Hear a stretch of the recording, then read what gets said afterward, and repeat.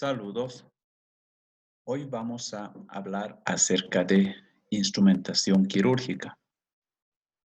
Para ello, vamos a primeramente aprovechar esta fotografía y reconocer a los integrantes del equipo quirúrgico.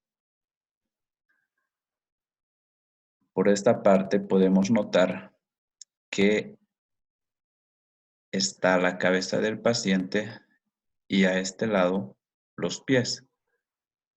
Este es el lado derecho del paciente y este es el lado izquierdo. Por lo tanto, podemos deducir que quien se ubica al lado derecho del paciente es el cirujano. Quien se ubica al frente del cirujano es el primer ayudante. Tenemos al segundo ayudante y quien se ubica a los pies del paciente es el instrumentista.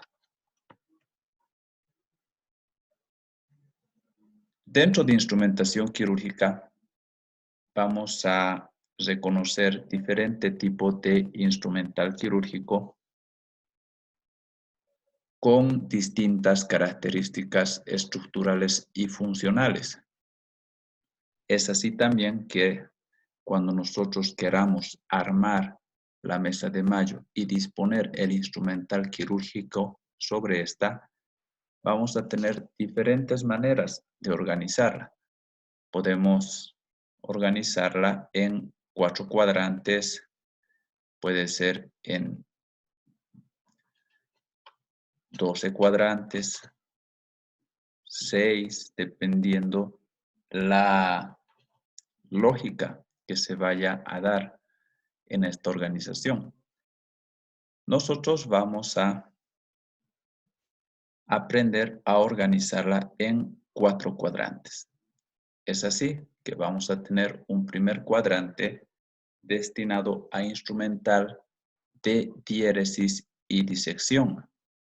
Un segundo cuadrante dedicado a instrumental para la hemostasia y prehensión.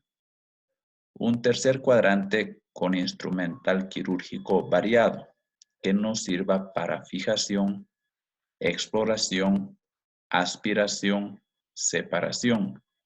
Y finalmente, un último cuadrante reservado para el instrumental de síntesis. Recordar que dentro del quirófano vamos a tener todos estos implementos que nos van a permitir un mejor desarrollo. Dentro de lo que es la instrumentación quirúrgica, debemos saber de que el instrumentador quirúrgico va a manejar 2 mesas. Una mesa principal, que es la mesa de Mayo, y otra mesa que podríamos decir accesoria, que es la mesa de riñón. En la mesa de Mayo, el instrumentista va a depositar todo el instrumental quirúrgico indispensable para la cirugía. En la mesa de riñón va a depositar el instrumental repetido, instrumental especial e instrumental de gran tamaño, que si lo pondríamos en nuestra mesa de Mayo ocuparía mucho espacio y nos impediría ordenar el instrumental básico necesario para la cirugía. Entonces, debemos recordar de que el instrumentador quirúrgico va a manejar básicamente 2 mesas, la mesa de Mayo y la mesa de riñón.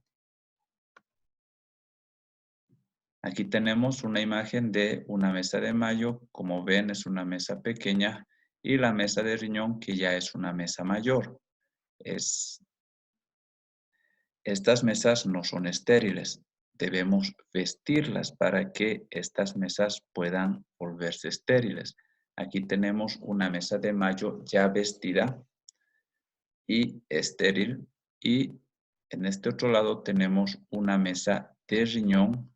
Al lado tenemos una mesa de Mayo ya con instrumental quirúrgico.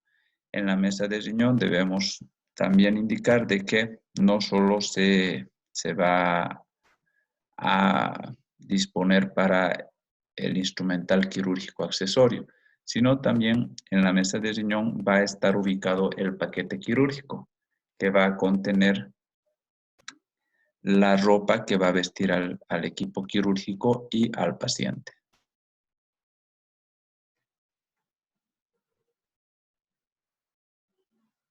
Bien, empezando entonces a estudiar los 4 cuadrantes que habíamos mencionado, vamos a empezar con el primer cuadrante destinado a instrumental para la realización de la diéresis y disección.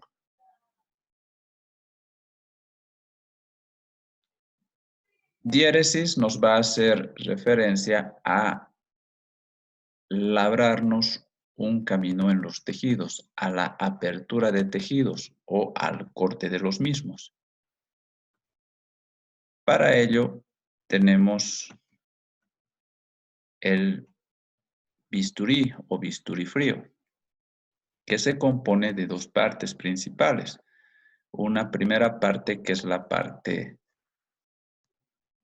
cortante, la parte que va a realizar la apertura de los tejidos, que es el mango de bisturí, es la hoja o lámina de bisturí. Esta hoja o lámina de bisturí viene de diferentes tamaños y por lo tanto con diferentes numeraciones y formas. De manera general, las láminas mayores, por ejemplo 21, 22, 23, 24, 25, van a corresponder a un mango de bisturí número 4. Las láminas menores 10, 11, 12, 13, 15 van a corresponder a un mango de bisturí número 3 o número 7. Aquí tenemos otra imagen de mango o de láminas de bisturí, láminas mayores para mangos número 4 y láminas menores para mangos número 3 y 7. Aquí tenemos otra imagen, láminas menores, láminas mayores. Y aquí están los mangos de bisturí. Vamos a empezar a hablar del mango de bisturí número 3. Recuerden de que el número 3 nos va a servir para láminas menores. El mango de bisturí número 3 puede venir en una versión corta y también en una versión larga. El mango de bisturí largo se utiliza generalmente para trabajar en profundidad. En cambio, el mango de bisturí corto es para planos superficiales. También al mango de bisturí se lo conoce como mango de Bart Parker o cuando ya está con la lámina de bisturí también se lo llama escalpelo. Aquí tenemos un mango de bisturí corto número 3 con una lámina pequeña número 15. Mango de bisturí número 4. Igual, viene en una versión corta y en una versión larga. El mango de bisturí número 4, recordar que tiene correspondencia con láminas mayores. Aquí tenemos una imagen de los diferentes tipos de mango de bisturí. El 4 corto, 4 largo, 3 corto, 3 largo y tenemos también un modelo del mango de bisturí número 7. Bueno, para nosotros poder realizar diéresis necesitamos que nuestro bisturí esté ya ensamblado. ¿Qué quiere decir? Tenemos que la lámina del bisturí montar al mango de bisturí. Es decir, tenemos que armar el bisturí. ¿Cómo hacemos aquello? Con el portagujas sostenemos cerca de la punta de la lámina de bisturí. Recordar de que tenemos que hacerlo sobre esta superficie que no vaya a comprometer esta hendidura que tiene la lámina de bisturí. Para ello, nosotros vamos a notar que el mango de bisturí tiene una especie de canal o surco, el cual va a corresponder con esta hendidura cuando vayamos a introducir esta lámina de bisturí en este mango de bisturí. Entonces, primer detalle, pinzar con el portagujas cerca de la punta de la lámina del bisturí sin comprometer la hendidura. Segundo, debemos ver de que este ángulo posterior de la lámina del bisturí sea correspondiente a este ángulo de aquí del mango de bisturí, para que nosotros cuando vayamos a introducirlo vaya a corresponder de manera perfecta. Nosotros entonces, una vez ya tomado esos detalles, necesitamos seguir una última precaución final. Es la de ubicar la punta de la lámina del bisturí hacia abajo. Es decir, el ensamblado debe ir desde abajo hacia arriba. Eso para evitar accidentes. Entonces, empujamos la lámina de bisturí hacemos correr a través de este canal del mango de bisturí hasta escuchar un clic. Una vez que escuchamos el clic, quiere decir de que nuestra lámina ya está ajustada y por lo tanto ya podemos usarla.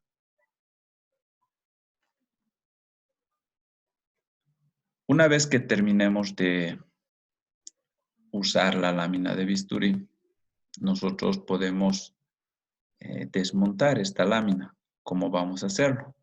De la parte posterior de la lámina del bisturí, pinzamos con el portagujas. Elevamos un poco esta parte posterior y con la punta del bisturí hacia abajo vamos a empujar para que pueda salir la lámina sin ningún riesgo. ¿Cómo vamos a sostener el bisturí? Lo vamos a sostener como lápiz. El bisturí nos va a servir para realizar diéresis de tejidos, es decir, incisiones, y por lo tanto lo tenemos que sostener de manera adecuada. Para ello tenemos diferentes formas. Podemos sostener el mango de bisturí bien como lápiz, como grafo, como arco de violín o como cuchillo de mesa. Tenemos nuevamente las maneras de sostener y tomar el bisturí: como lápiz, como cuchillo de mesa, como violín y como grafo.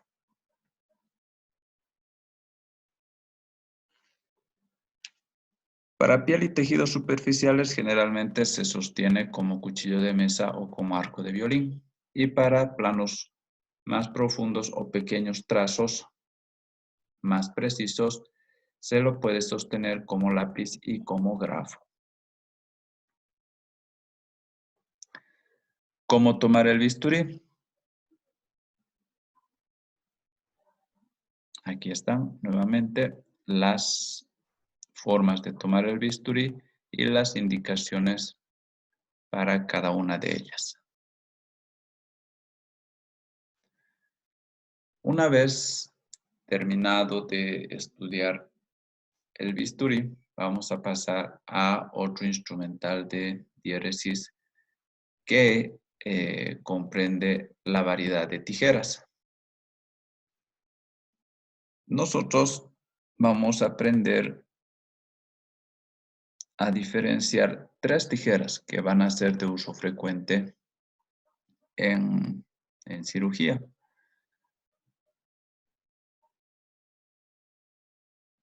Para ello, debemos primero conocer las partes que comprenden una tijera.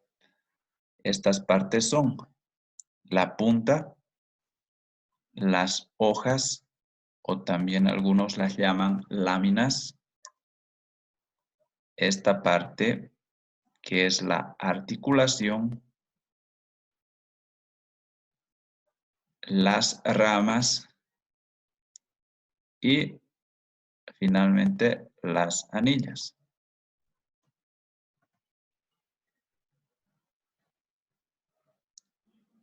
Las tijeras van a tener diferencias estructurales y funcionales. Dos tijeras clásicas que vamos a aprender son las tijeras de Mayo y las tijeras Metzenbaum. Las tijeras de Mayo se caracterizan por tener una proporción de 2:1. O si quieren también, dependiendo de qué parte de la tijera vayan a ver primero, puede ser de 1:2. Pero esa es la proporción. ¿Qué quiere decir? De que si nosotros dividimos esta tijera en 3 partes iguales, vamos a tener una parte, es decir, la parte cortante de la tijera hasta la articulación va a ser 1. Si esta es una tijera de Mayo, entonces esta parte debería repetirse en proporción 2 veces más a lo largo de la tijera, porque la proporción es 2:1. Y hasta aquí sería 1, hasta aquí sería 2. Por lo tanto, tenemos 1, 2 y de aquí a aquí 1. Una proporción de 2:1. Por lo tanto, es una tijera de Mayo. La tijera de Mayo puede venir recta o puede venir curva. La tijera de Mayo, aquí vemos otra vez una tijera de Mayo recta, una tijera de Mayo curva. Recordar que estructuralmente se va a diferenciar de una tijera Metzenbaum porque esta tiene una proporción de 2:1. Es decir, aquí tenemos una proporción en la parte cortante hasta la articulación y de aquí debe reproducirse 2 veces esta parte para hacer una tijera de Mayo. Hasta aquí es 1 y hasta aquí es 2. Por lo tanto, es una tijera de Mayo. Seguimos hablando de la estructura de la tijera de Mayo. Estas pueden venir recta y curva, ya habíamos dicho, pero con algunas variaciones en la punta. Pueden venir con ambas puntas agudas. Pueden venir con ambas puntas romas. O puede venir combinada con una punta aguda y una punta roma. Estas pueden ser cortas, pueden ser largas. El tamaño no es lo que diferencia a las tijeras. A las tijeras, en este caso, si queremos diferenciarla con las tijeras de Metzenbaum, el tamaño no las diferencia, lo que las diferencia es la proporción, porque podemos tener tijeras de Mayo del mismo tamaño que las tijeras de Metzenbaum. Funcionalmente vamos a indicar de que las tijeras de Mayo nos van a servir principalmente para el corte de material. La tijera de Mayo recta nos va a servir para cortar materiales, como ser hilos, gasas, etc. Y la tijera de Mayo curva nos va a servir también para el corte de material, pero adicionalmente para el corte de tejido resistente, tejido duro como ser aponeurosis. Tenemos la tijera Metzenbaum. La tijera Metzenbaum es una tijera más fina que la tijera de mayo y en cuanto a la diferencia estructural con la tijera de mayo, vamos a decir que la tijera Metzenbaum tiene una proporción no de 2:1, sino una proporción de 3:1. Es decir, de aquí, de la articulación hasta la parte cortante, vamos a tener una proporción. Si es una tijera de Metzenbaum, esta misma proporción tiene que repetirse 3 veces a lo largo de la tijera. Hasta aquí sería 1, hasta aquí sería 2 y hasta aquí sería 3. Tenemos una tijera Metzenbaum. Si fuera una tijera de mayo, tendría que tener una proporción de 2:1. Es decir, esta proporción de aquí tendría que reproducirse 2 veces a lo largo de la tijera. Hasta aquí sería 1 y hasta aquí sería 2. Pero todavía hay tijera. Continuamos con tijera. Por lo tanto, no es una tijera de mayo, sino es una tijera Metzenbaum. La tijera Metzenbaum también puede venir recta y puede venir curva. Nuevamente vamos a ver la proporción de esta tijera. De aquí a aquí tenemos una proporción. Si es tijera de Metzenbaum, tiene que reproducirse 3 veces a lo largo de la tijera. Por lo tanto, hasta aquí aproximadamente sería 1, hasta aquí aproximadamente sería 2 y hasta aquí sería 3. Por lo tanto, es una tijera Metzenbaum. Para que podamos ver y no olvidar la diferencia estructural entre una tijera de mayo y una tijera Metzenbaum. La proporción de aquí a aquí, de la articulación a la punta de las láminas de la tijera, es una proporción. La tijera de mayo tiene una proporción de 2:1, por lo tanto, esta proporción debe repetirse a lo largo de la tijera 2 veces. Hasta aquí sería 1 y hasta aquí sería 2. Es una tijera de mayo, porque si fuera una tijera Metzenbaum tendría que ser o tener una proporción de 3:1. Esta debería reproducirse 3 veces a lo largo de la tijera. Hasta aquí sería 1, hasta aquí sería 2 y nos va a faltar tijera. Por lo tanto, no es una tijera de Metzenbaum, es una tijera de mayo. Esta sí es una tijera Metzenbaum, donde vamos a reproducir esta parte 3 veces a lo largo de la tijera. 1, 2 y 3. Para terminar con el estudio de las tijeras, vamos a hablar de la tijera Litauer. Algunos la llaman también Spencer. Otros la llaman como quitapuntos. Es una tijera que, como su nombre indica, nos sirve para realizar puntos o para retirar los puntos quirúrgicos, los puntos de una sutura. La tijera Litauer se va a caracterizar estructuralmente porque en la punta tiene una especie de gancho o de garra que va a permitir ingresar por debajo del punto quirúrgico para poder cortarlo. Aquí tenemos otra imagen de una tijera Litauer con el gancho característico en la punta. Nos habíamos olvidado el mencionar la utilidad, la funcionalidad de la tijera Metzenbaum. La tijera Metzenbaum va a ser una tijera que la vamos a usar exclusivamente para el corte de tejidos delicados. Esa es la utilidad de la tijera Metzenbaum, a diferencia de la tijera de mayo, la cual vamos a utilizar para corte de material, la tijera de mayo recta, y la tijera de mayo curva para material y tejido resistente. La Metzenbaum la utilizamos exclusivamente para el corte de tejidos delicados.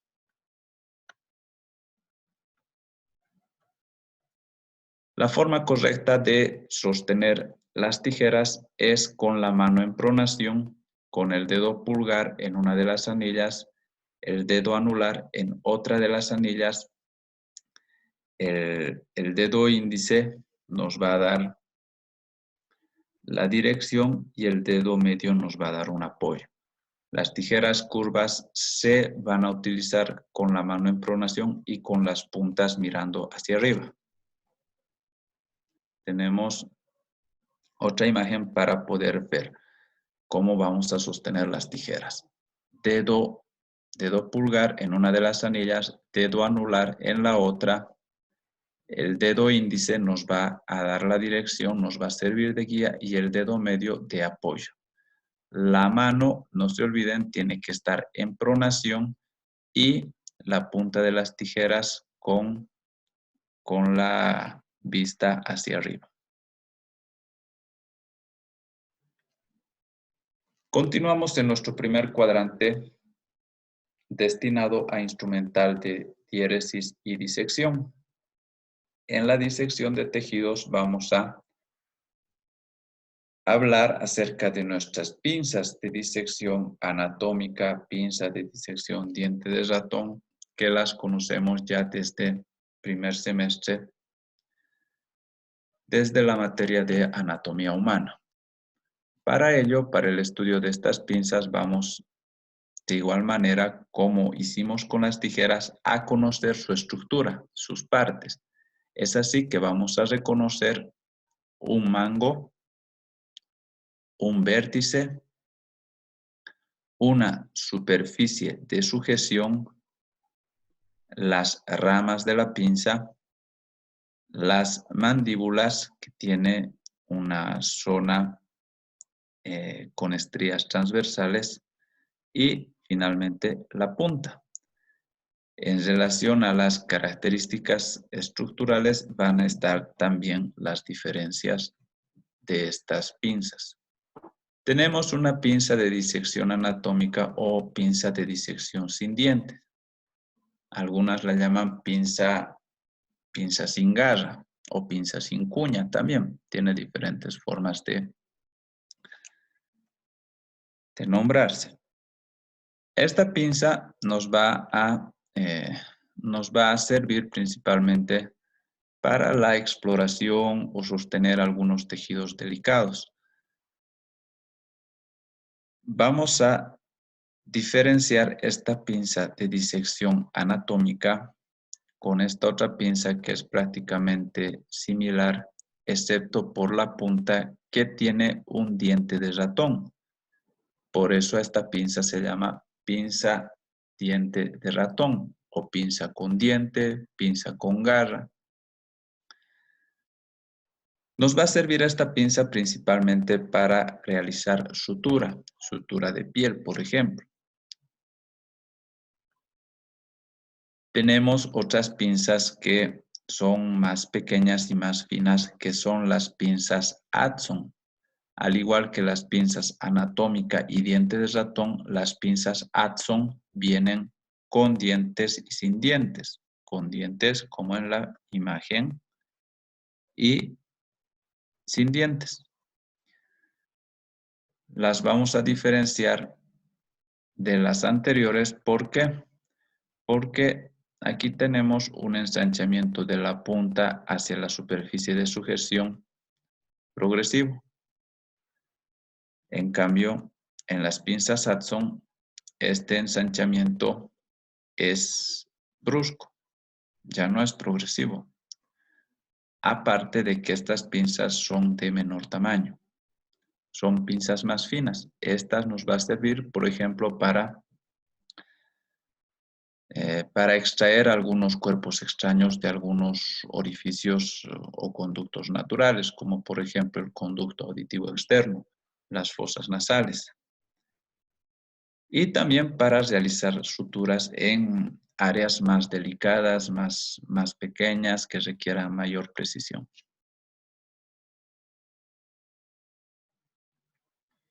Vamos a ver nuevamente la diferencia entre estas dos pinzas. Sobre todo está aquí, en el ensanchamiento progresivo de la punta hacia las mandíbulas, las ramas hasta la superficie de sujeción. En cambio aquí ese ensanchamiento es abrupto, es brusco. Tenemos otra pinza también que nos va a servir principalmente para sostener mucosas, bastante utilizada en ginecología, es la pinza rusa, que se caracteriza porque a nivel de la punta va a tener una especie de cuchara, algunos dicen pico de pato, una especie de girasol, pero la diferencia con las anteriores pinzas es notoria.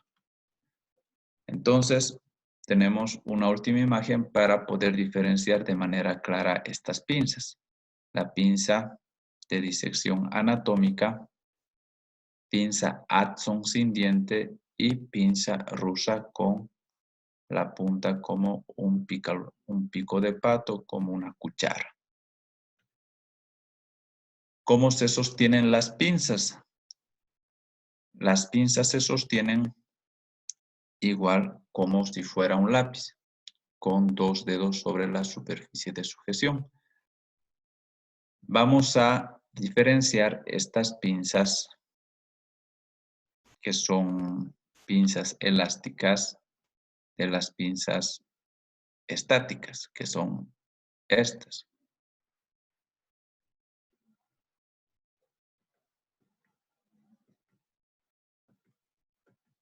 Son pinzas elásticas porque para ejercer su función de presión necesitan o son necesarios los movimientos de los dedos cada vez que queramos realizar presión en los tejidos o en lo que queramos sostener.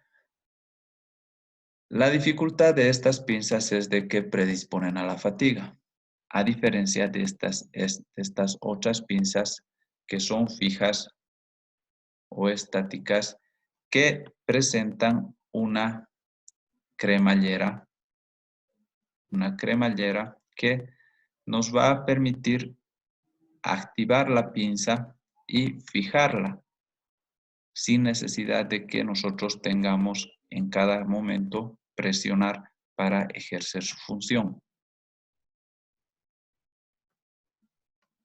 Recordar que las pinzas elásticas se van a sostener de esta forma, 2 dedos sobre una de las superficies de sujeción apoyadas sobre el pulgar, como un lápiz. Ya hemos terminado el primer cuadrante destinado a diéresis y disección. Ahora vamos a pasar al segundo cuadrante que comprende la hemostasia y prehensión. Debemos indicar que la hemostasia hace referencia a detener una hemorragia, un sangrado. Por lo tanto, estas pinzas van a servir para aquello, para realizar hemostasia. Vamos a hablar ahora de las partes de una pinza. Una pinza fija, a diferencia de la anterior que era una pinza elástica. Tienen puntas. Esta es la punta de la pinza. Toda esta parte, toda esta de aquí, son las mandíbulas.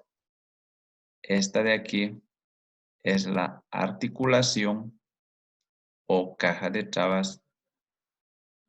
Esta de aquí es la cremallera que va a permitir el ajuste de la pinza. Y estas de aquí son las ramas. Finalmente tenemos las anillas para poder sostener las pinzas.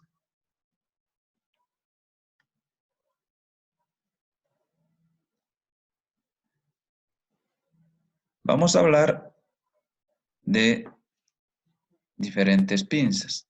Dentro de ellas vamos a empezar hablando de las pinzas mosquito o halsted. Vamos a indicar de que estas pinzas son pinzas bien pequeñitas, son bastante finitas y podríamos decir que son las pinzas hemostáticas más pequeñas.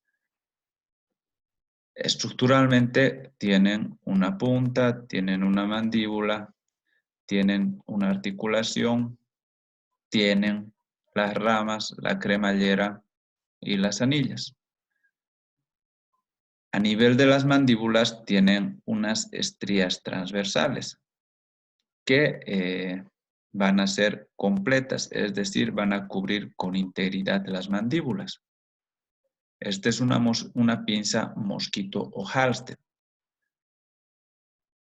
Nos va a servir para realizar hemostasia. Dijimos que vamos a ver pinzas hemostáticas. Por lo tanto, para un mejor estudio y de manera didáctica podamos recordar para qué sirven estas pinzas, vamos a decir que algunas de ellas van a ser para realizar hemostasia de pequeños vasos, otras para medianos vasos y otras para realizar hemostasia de vasos mayores. La pinza mosquito o Halsted nos sirve para realizar hemostasia de vasos pequeños. Esta pinza mosquito viene curva y también viene recta. La pinza mosquito, adicionalmente, la pinza mosquito recta nos va a servir, aparte de realizar hemostasia, nos sirve también como portaagujas cuando nosotros queramos realizar sutura con agujas bastante pequeñas o finas y carezcamos de un portaagujas que sea pequeño. Ahora vamos a ver unas pinzas que nos van a servir para realizar hemostasia de vasos medianos. Estas pinzas son las pinzas Kelly. Las pinzas Kelly, a diferencia de las mosquito, son unas pinzas mayores, son más de mayor tamaño que las mosquito y estructuralmente van a ser similares, exceptuando por la parte de la mandíbula. A nivel de la mandíbula, las mosquito o Halsted tenían las ranuras o los surcos transversales completos, es decir, cubrían toda la mandíbula. En cambio, las pinzas Kelly no. Las pinzas Kelly tienen estos surcos incompletos. Estas ranuras no llegan a cubrir toda la mandíbula. Aparte de esto, una diferencia estructural entre una pinza Kelly y una pinza mosquito o Halsted es el tamaño. Aquí tenemos otra pinza Kelly. ¿Por qué? Porque vemos aquí que las ranuras son incompletas.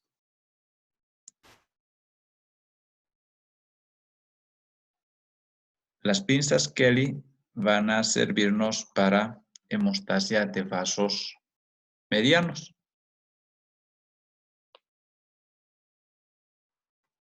Vamos a pasar a estudiar otra pinza. Es la pinza Adson hemostática.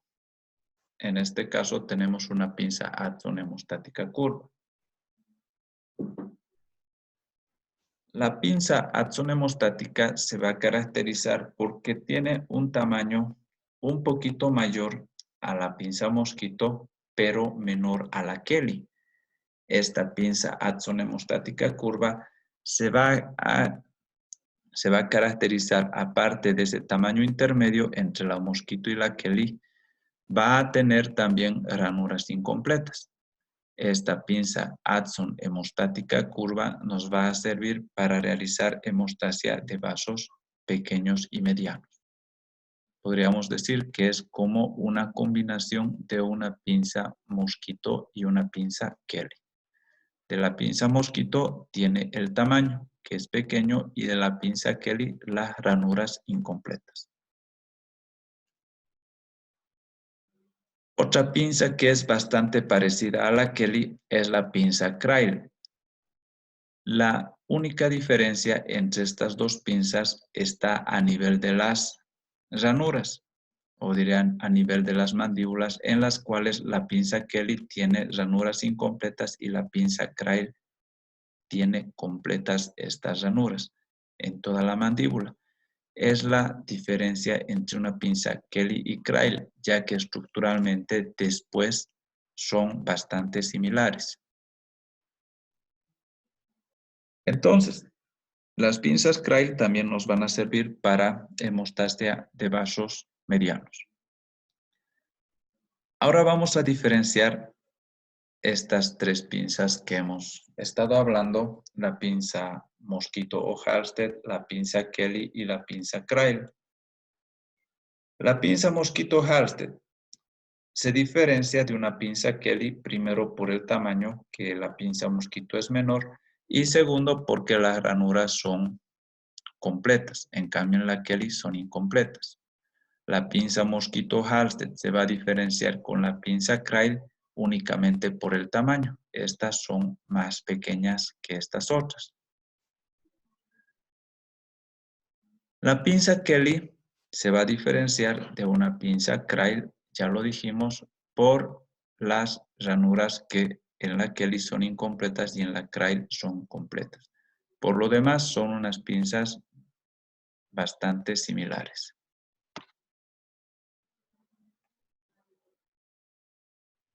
Ya pasamos a la hemostasia de vasos mayores.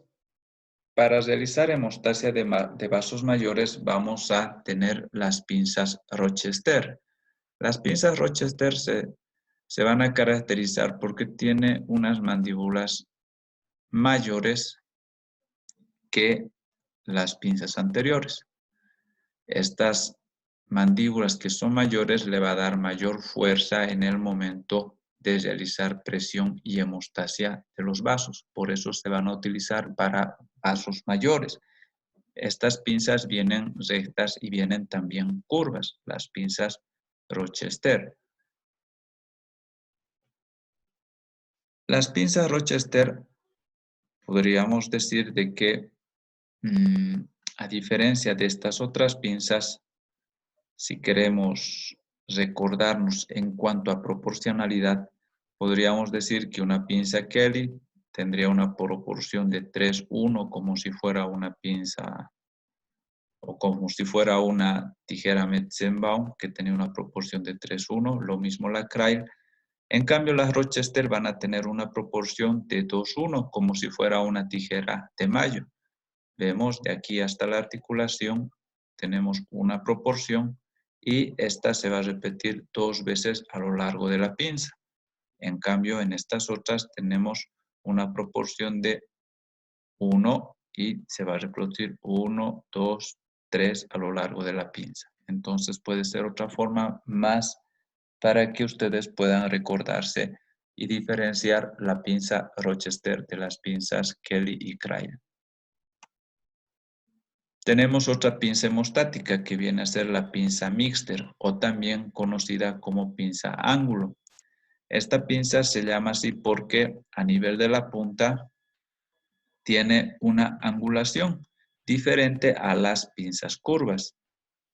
Aquí tenemos, por ejemplo, una imagen de una pinza curva. Fíjense la angulación de esta pinza, a diferencia de esta otra en la cual el ángulo es completamente mayor, es más notorio. Ahora vamos a estudiar la pinza Kocher. La pinza Kocher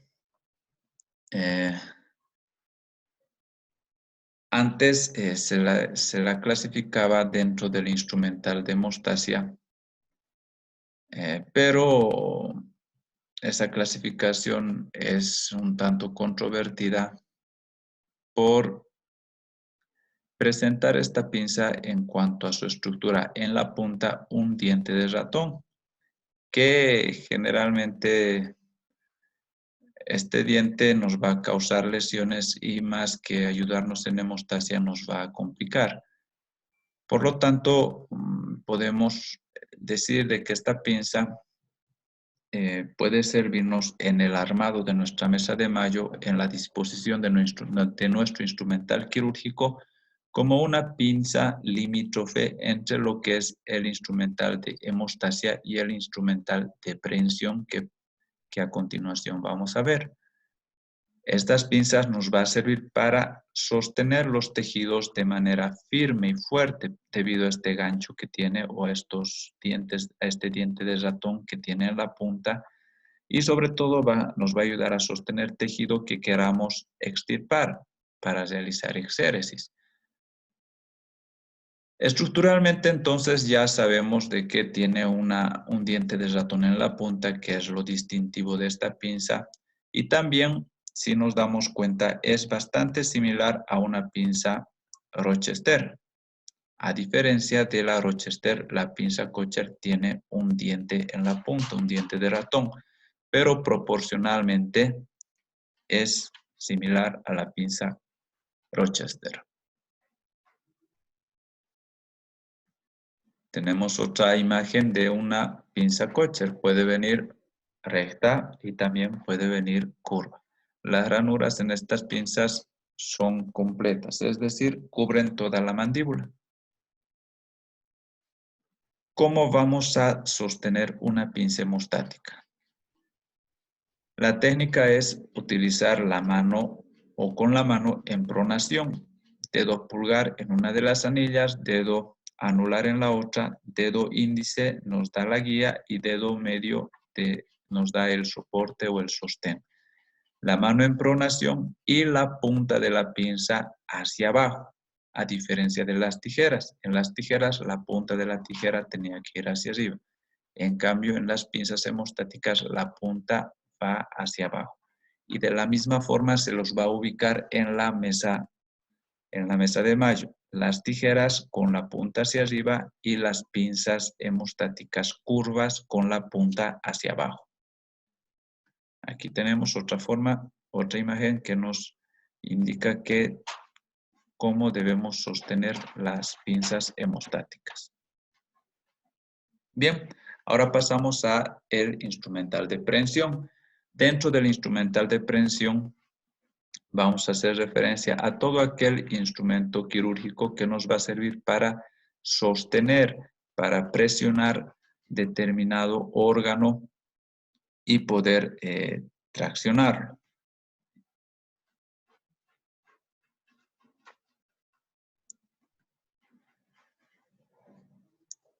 Estas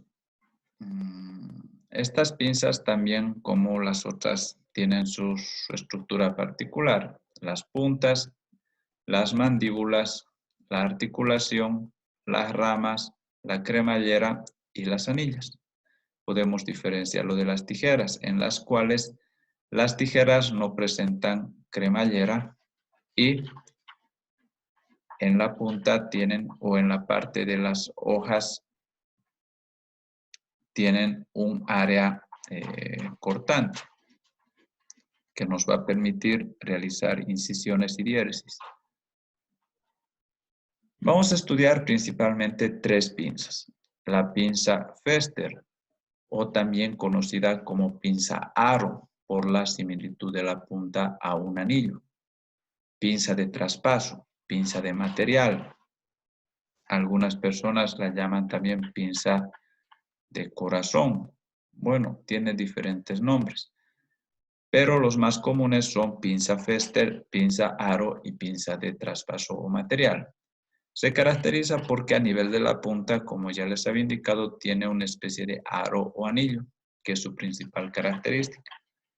Nos va a servir para sostener, por ejemplo, en emergencias, sostener vendas o sostener gasas para traspasar material quirúrgico. Tenemos otra imagen de una pinza aro recta y una pinza aro curva.